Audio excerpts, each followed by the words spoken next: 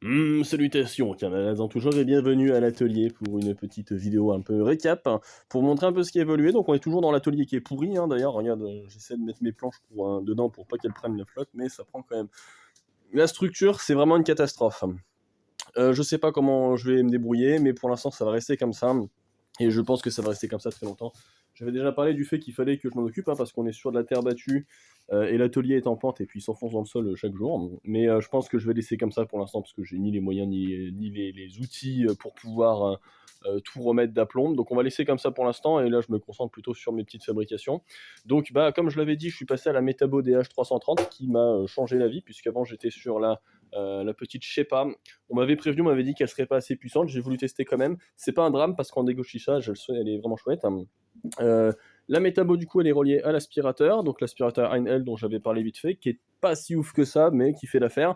Et il est beaucoup mieux depuis que j'ai viré les croisillons. En fait, là, il y a l'entrée de l'aspiration, tac, et normalement, dedans, là, dans le truc noir, il y avait des croisillons en plastique qui permettent d'éviter que si on aspire un torchon, une connerie comme ça passe dans le moteur et ça le détruise. Sauf que le souci, c'est que ça a bloqué systématiquement au bout de 10 secondes de rabotage ou de un peu tout et n'importe quoi, ça bloquait puisque bah, les croisillons étaient un peu serrés.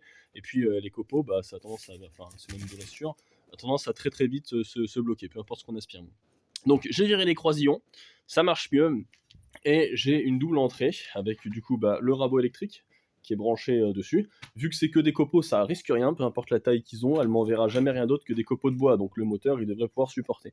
Et ensuite j'ai cette sortie là qui me sert pour la dégauchisseuse, tac, que je mets comme ça généralement, et il y a deux trucs dessus. Il y a une trappe guillotine en plastique que j'utilisais avant pour fermer, j'ai testé, c'est de la merde, ne prenez pas des trappes guillotines en plastique hein, si vous bricolez, parce que bah, au bout d'un certain temps, elles finissent par se bloquer avec les copeaux et vous pouvez plus la fermer, donc ça sert à rien. Et en plus, bah, elle finit par se casser, donc ça aspire à l'extérieur, enfin c'est le merdier. Je suis passé sur des trappes guillotines en métal, bon elles sont un peu fragiles, mais moi elles me vont très bien là jusque-là, depuis que je les utilise, ça fait un moment, j'en suis très content. Mais par contre, du coup, j'ai gardé les anciennes trappes guillotines en plastique pour faire dedans un système de croisillon, hop, avec des vis. Voilà, donc je l'ai malmené, je lui ai mis des vis dedans et du coup bah, ça me fait mon système de protection du moteur puisque bah, cette sortie-là, enfin cette entrée, elle sert à aspirer bah, pour la dégauche, mais aussi pour mon aspirateur d'atelier que j'utilise pour nettoyer un peu partout, ou pour brancher sur ces différentes machines-là. C'est à peu près tout.